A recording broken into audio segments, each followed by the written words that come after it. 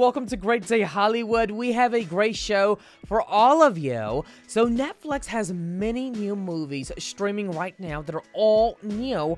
One that is sure to make you laugh out loud with the entire family is A Family Affair.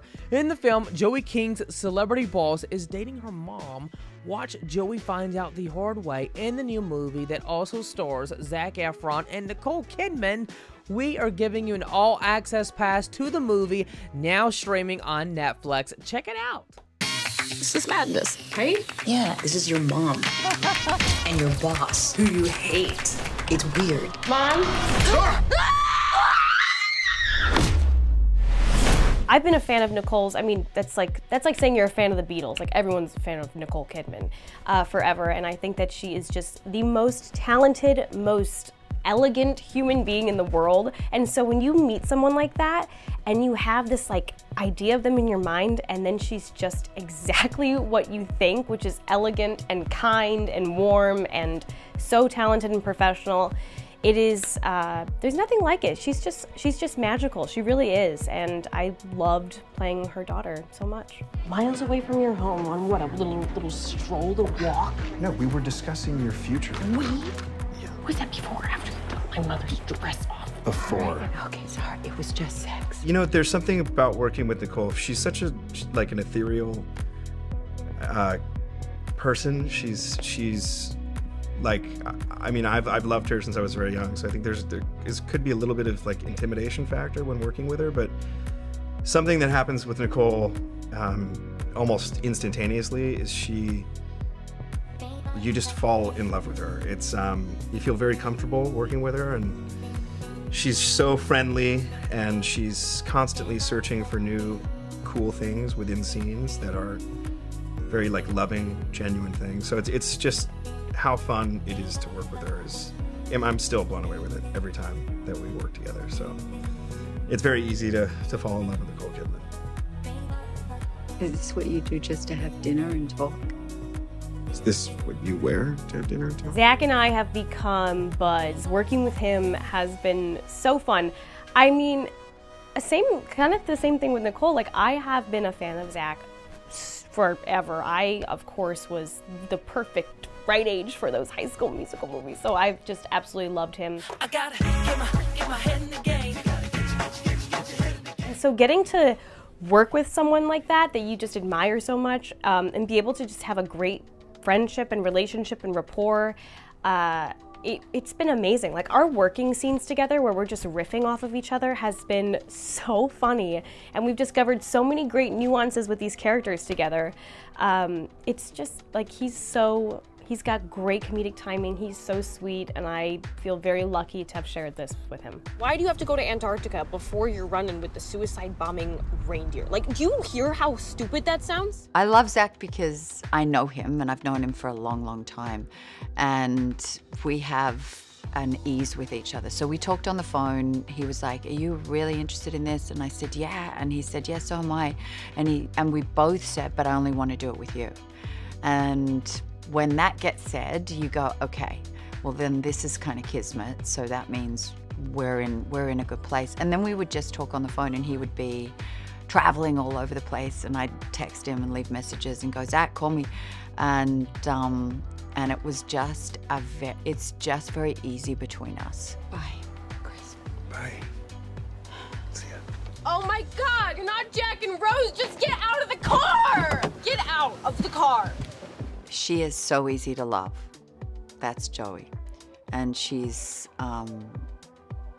just cool. She's just, she's so open. She has a maturity about her and a braveness, and she's really, really funny. My daughters were like, "You're gonna work with Joey King." And the other night I did the AFI, and the only person they wanted to meet was Joey. So there you go. And it's nice when your own daughters are like, "Yeah, she's allowed to be your daughter. We give you permission." And I just felt very tactile with her. I could incredibly affectionate with her, and also like protective and like a mother tiger. I'll go and like I'll go and attack and bite anyone to protect her. I love that this movie, like the real love story here, I think is between Nicole and her daughter, right?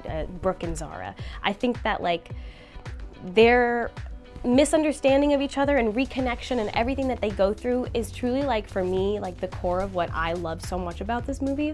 But I also love the relationship between Zara and Chris because they fight so much, but you can tell within that fighting that they actually really do care about each other. And that's what makes all this drama that happens so much more deep and impactful and chaotic, is because underneath it all, they won't admit it for a while, but they actually love each other, Chris and Zara. They think of each other like siblings, and they think the best of one another. And I think that's why they push each other so hard and push each other's buttons so hard, because they like really do care about one another. Is that your t-shirt? He had nothing to wear. She ripped my chatouche. This is just getting worse by the minute somehow. I mean, it just happened. Look at him. Look at her. I think the reason that these movies resonate so much during the holidays is because, I mean, God, I don't know, it's the same reason they resonate with me. And my favorite season is winter because it's just cozy as hell. You get cozy, you get under the couch, you snuggle with your loved ones, siblings, spouses, mothers, fathers, and you just watch some sweet stuff, and then you bake cookies and stuff, and then you go do some Instagrammable shit like pick apples or whatever, and then that is the epitome of love, okay? Like rom-coms and apples and the scent of cinnamon in your oven. Like, does it get any more classically lovely than that? I don't think so. Like summer, you're sweating and you're like, oh, another rom-com. Shout out to Kissing Booth, who came out in the summer. Just saying though, winter's the time. Winter is the peak slot for rom-coms. Thank you for listening to my TED Talk on rom-coms. I hope they're smiling. I hope they feel loved up. I hope they watch it in kind of a cozy environment where they just, my thing is I'm always like, I'm looking for things where I can just either watch them with my daughter, my 15-year-old daughter, and just like sit with a blanket and go, oh yeah, let's watch this together. Or I can watch it with Keith, or I can just sort of curl up and watch something again that feels very comforting. So hopefully there's comfort and there's laughter and there's joy, because that's sort of the Netflix experience. If you feel like, I just need to feel good. I hope that people take away that parents are people too, and they make mistakes and they do things that maybe their kids don't like or don't agree with, but at the end of the day, they're also people. And kids are people too. Parents, children, even though Zara's not a kid, she's 24, but she's still Brooke's kid. Kids make mistakes too, and they are more selfish, and that's okay. They have growing pains, but also I think it's just like, I think the sweetest thing about this movie is that you have all these different relationship dynamics, and then they all are just like not hearing each other and like missing each other, and then they finally find a way to just kind of like hear each other out in a non-judgmental way eventually, and then they're like cute and happy. I don't know. And also it's like a good movie, so like whatever, watch it and love it and then rewatch it. So my house, 8:30, and bring a latte with cow's milk from a real cow. You still make that, right?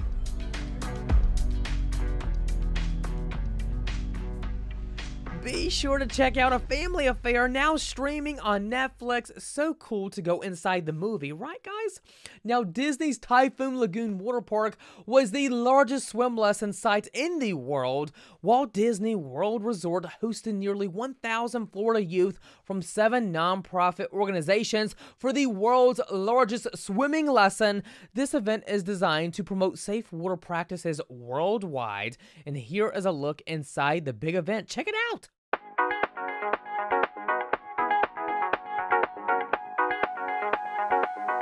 So let's give a round of applause for our special guest.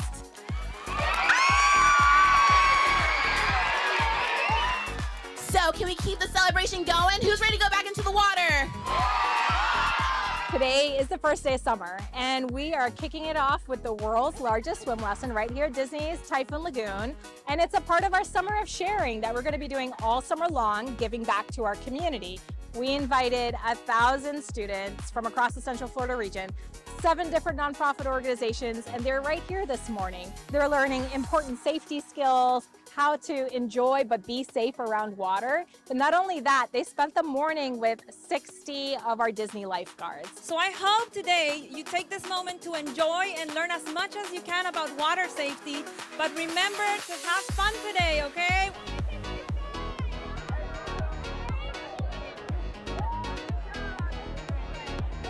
It does take a village to build this type of events, and it comes from different groups of Walt Disney World that come together for a couple of months and start planning. Additionally, we have 60 lifeguards that are dedicated to this event, to training our kids on the basics of swimming. My favorite part of today was being in the water with my friends, just learning different things. I haven't been to a water park in a while, so it was a pretty fun experience.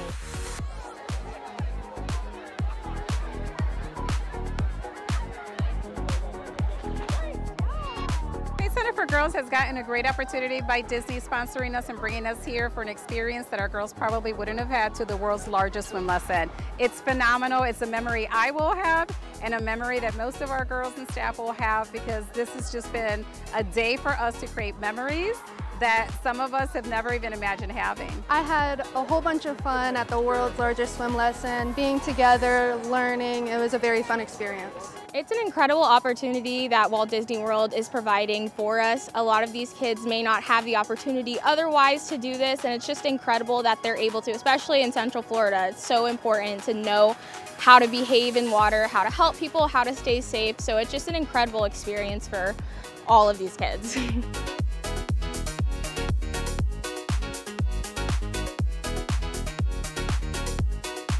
To see our students be kids, it just brings joy to me, because a lot of them come from really rough backgrounds, have a lot of things happening in their home, so to kind of have an escape and enjoy each other, enjoy being outside in the water, it's a beautiful experience. The experience I've had today with my club has been amazing. It's definitely going to be a memory that I'm going to have for a bunch of years, and I definitely tell my kids about it.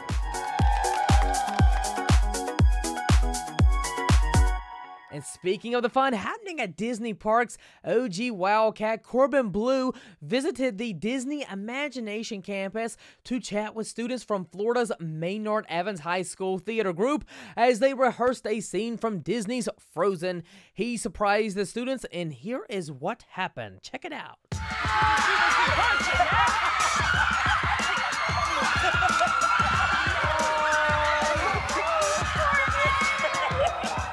I'm so excited, so wonderful to have such incredible thespians in the audience here. I do keep hearing your teachers saying, are you having fun?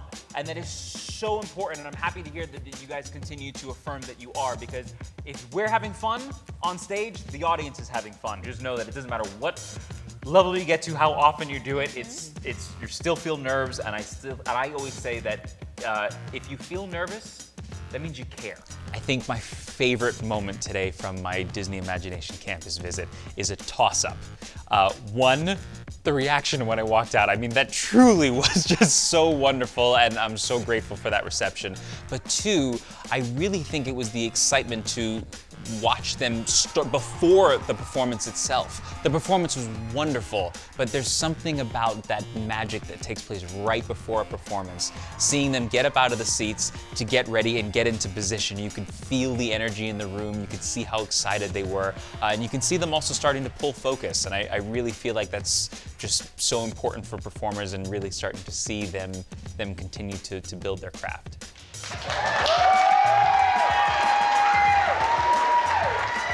I really hope that the biggest takeaway that all of these students walk away with today from the campus is how many people have actually come to give back and to teach and to bestow their wisdom.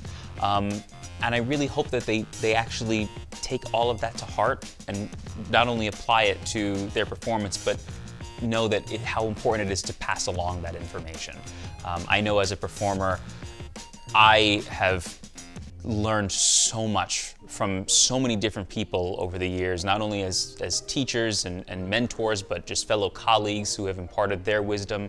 And I wouldn't be the artist that I am today had it not been for people like myself giving back and imparting that wisdom, and I just hope that they actually go ahead and continue to pay it forward. Hey, great job, yo. Congrats. Yeah. How'd it feel?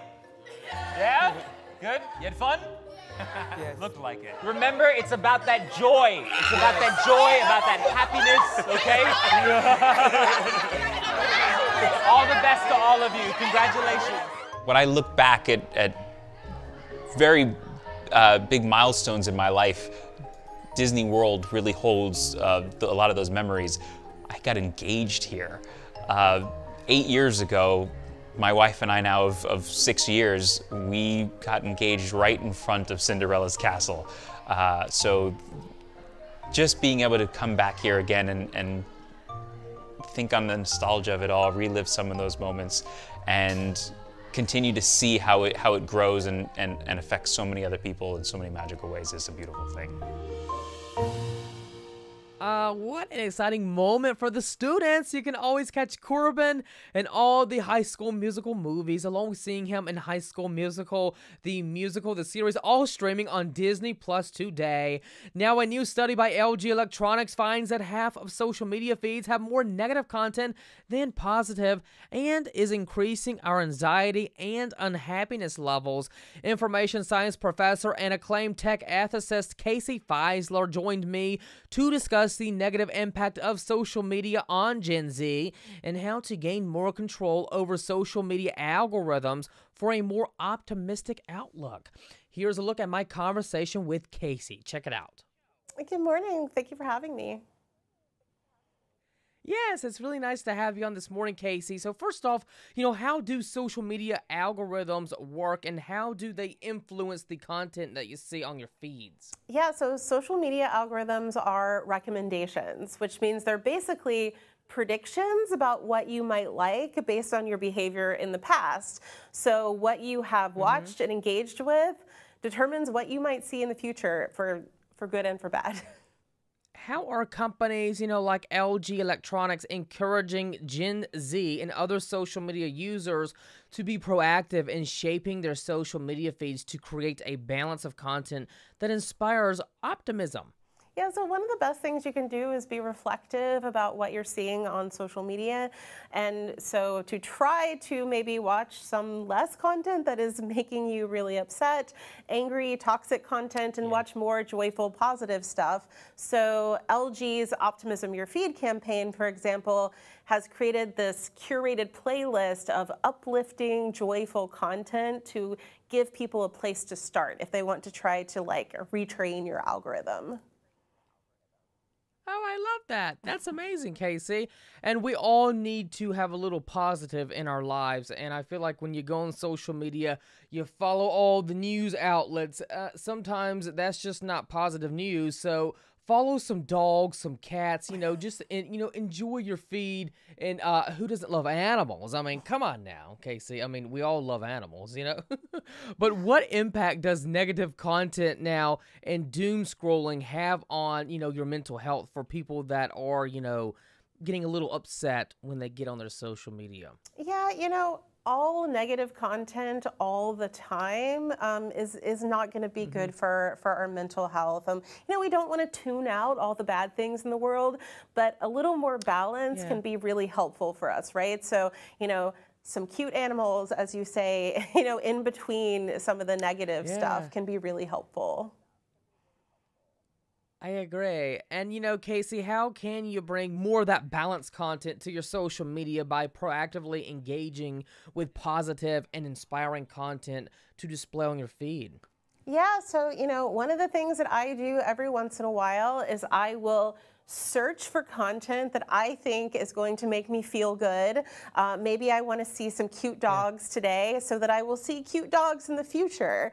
So you can try to intentionally find the content that you want to see, or you can, you can go to LG's playlist if you want an easy place to start, and see if that's content that resonates with you, and maybe you'll see more of it in the future. That's a really good point that you mentioned, Casey, because if you're looking at dog videos, then, you know, like Instagram or X or TikTok, they will remember what you looked at and they'll push more of that content to your feed. So, you know, you have more of a positive, you know, scrolling feed when you're on social media. Exactly. Casey, where can we go for more information now on everything that we have discussed? Yeah, so there's more information about the Optimism Your Feed campaign on LG.com, and that playlist itself is on their social media. Nice. We'll have that website appearing below for anyone interested in learning more. Casey Fisler, thank you so much for coming on the show. By the way, how will you celebrate Independence Day? It's right around the corner, my friend. Well, of course, a barbecue for some joyful content in my life. That's right. Take some images, take a little video, post it on social media, make other people feel happy out there, Casey. That's right, you know. You take care, my friend. You have a nice holiday with your family, and thank you for coming on the show. Thank you for having me. Thank you, Casey, and thank you to all of my guests, and thank you so much for watching. Have a great day, and we'll see you back here real soon. Bye-bye.